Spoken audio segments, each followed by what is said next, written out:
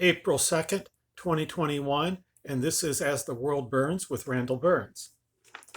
Now, a lot of my thinking about how the United States political system really works were formed working on the investigation of an insurance CEO. And a link to describing that story is below. Was kind of like a mini Enron, and some people watch this on the news, and I got to watch it close up and live it for over 2 years. And it really did shape a lot of my thinking on this. And you can read the story. There was stuff that was pretty over the top. Um, I've come to think of the U.S. as more of a plutocracy. I have a link there to a Princeton study that describes it as an oligarchy, but I think that plutocracy may be a more accurate term simply because a lot of the real focus is among the hands of the wealthy. Uh, U.S. congressmen today spend more time raising funds than they do tending to the public business. There's a link to that story below. The democracy index of the Economist in the UK now places the US in the same category as Singapore as a flawed democracy. And this is something that it may change. I'd like to see it change, but I don't anticipate it changing anytime soon. I'm not here with an eye to changing things immediately. I'm here with an eye to helping you to understand it and to prepare yourself in the ways that you can. Some good basic polling info that'll describe the process a little bit more from Pew, Beyond Red and Blue. I highly recommend that to anybody just trying to understand the situation and what is going on around us. But the first thing is to understand it. And one of the best ways that you can do that is get onto a good prediction market like predictive.org. Take a small amount of money that you can afford to lose and make 20 or 30 bets, small bets, and see if you can come out close to even. If you can, okay, on a site like that, random, you should have 95% of your money at the end of the process. If you don't, somebody's manipulating you. And that's how you know that. And that's how you identify your blind spot. And you can start the process of thinking for yourself and putting learning to understand the system that way. And I highly recommend it. Now, I've done this. I found it to be a humbling experience. I was actually able to beat. Okay, the first thing you're going to find is that beating the market at predicted is just like being in a stock market. It's very, very hard.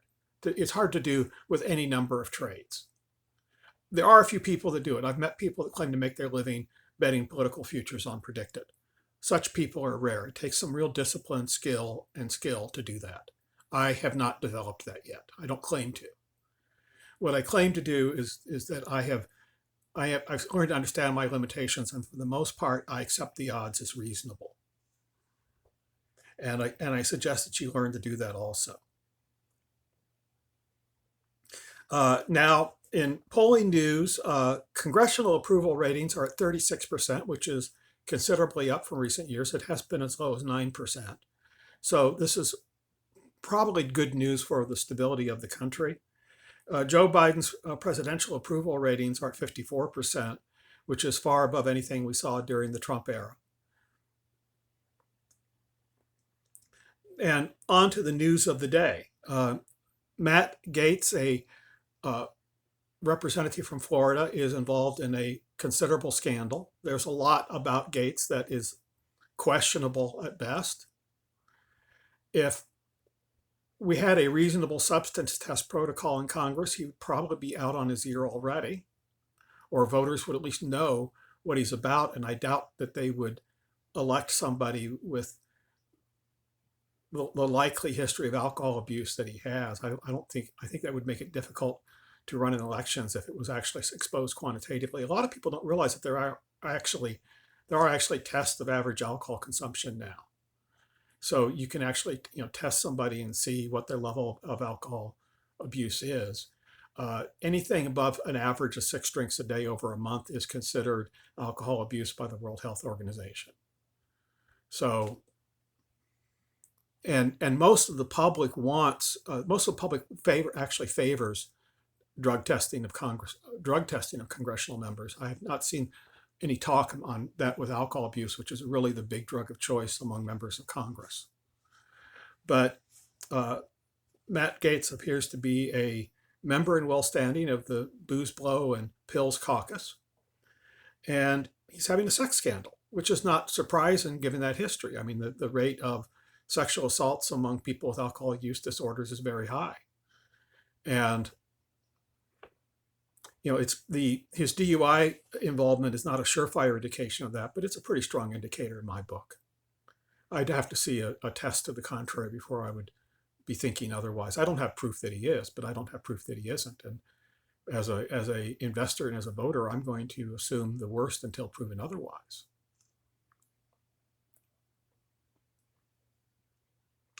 Now, now there are markets right now on the presidential nominations for 2024. Kamala Harris is leading Joe Biden, which may be surprising to people, but it appears very likely that Joe Biden will not, Joe has always said that he would probably not run for a second term. And I think if he does, it will be to let Kamala Harris run as an incumbent in 2028. That's the big reason I can see him running for a second term in 2024. I don't think he's anxious to hang in there forever. So the current odds are 40% that Harris will be the Democratic nominee in 2024 and 37% Biden will be the Democratic nominee in 2024. Now, with the Republicans, it's a little bit more fluid. Donald Trump is leading the pack at 25% odds of getting the nomination. Governor DeSantis of Florida has 19%. We now go down to Governor Haley, former UN ambassador and former governor of South Carolina at 10%, and then Kristi Noem at 9%. Nobody else got into even close to double digits. So that is the Republican lineup. Now, there may be a dark horse that comes out of the woodwork like we saw Trump do in 2015, in 2016. But that was somewhat predictable also. I actually bought Donald Trump futures early on.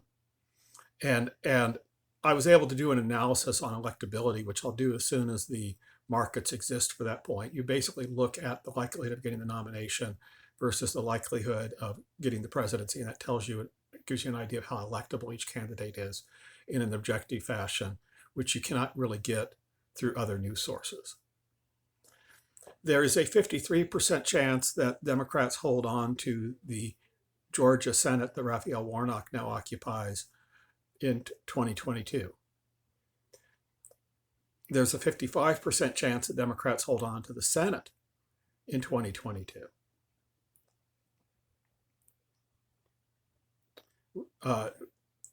But there's also a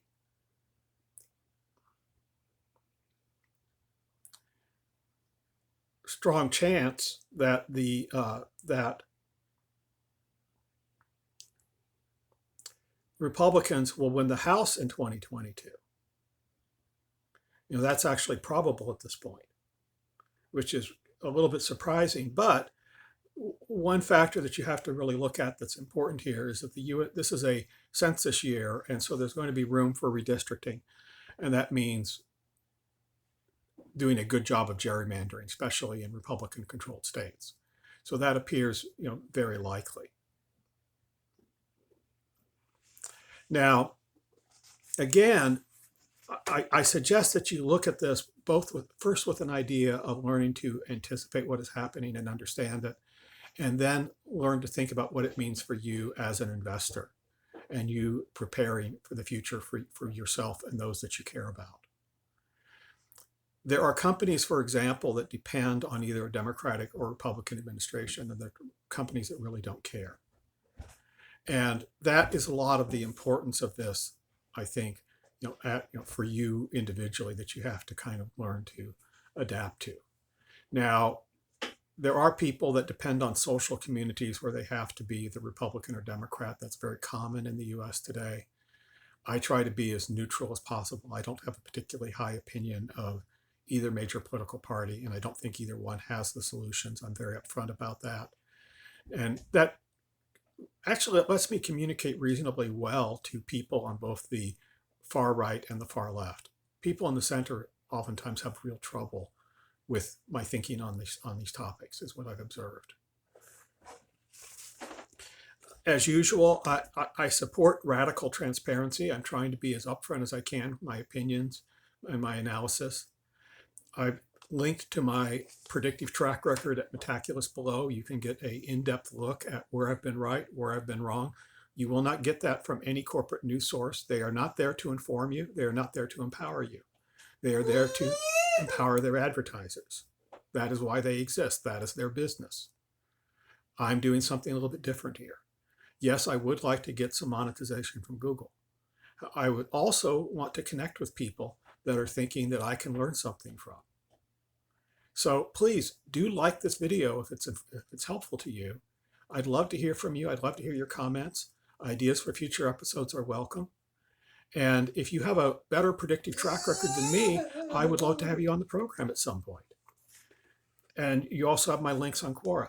Thank you very much for your time and attention. This is As the World Burns with Randall Burns, signing off.